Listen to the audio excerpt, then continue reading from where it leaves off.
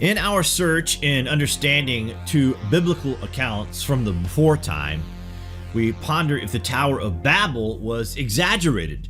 The Great Tower was said to represent a global united civilization that was divided and scattered across the earth by a great cataclysmic event.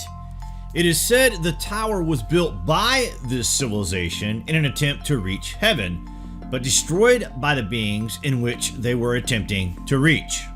We have searched the earth for where this event took place with some notable candidates, in particular Etemenanki, which is dedicated to Marduk, is one of the best candidates for such a site.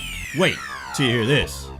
In its day, Etemenanki, or the Ziggurat of Babylon as it is commonly known, would have rivaled that of the Great Pyramid of Giza in size and scale.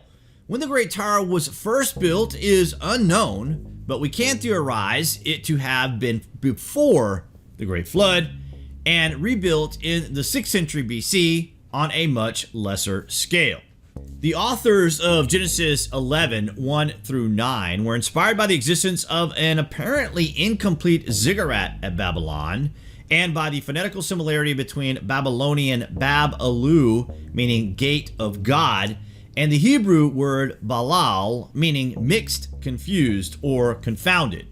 And they began to build, and in the 4th week they made brick with fire, and the bricks served them for stone, and the clay with which they cemented them together was asphalt, which comes out of the sea, and out of the foundations of water in the land of Shinar.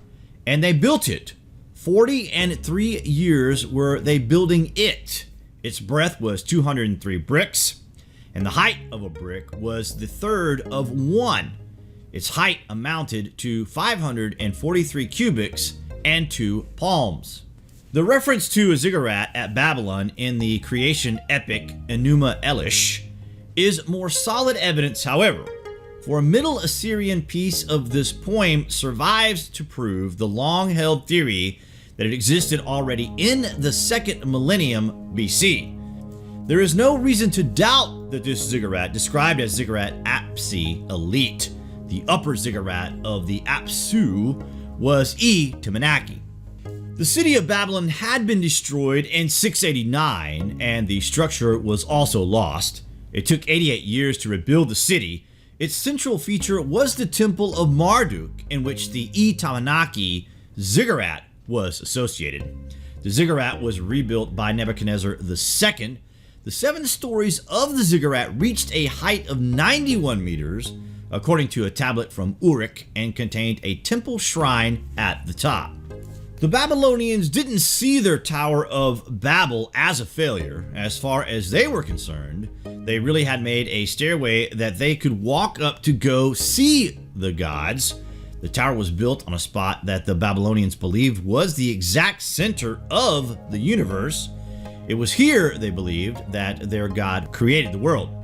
Here alone, heaven and earth could interconnect, as long as someone could just build a staircase that went up high enough. The truth must be that by the time of Alexander, the ziggurat had fallen into disrepair. Buildings made of brick easily fall apart and need permanent care in the hot climate of the Near East.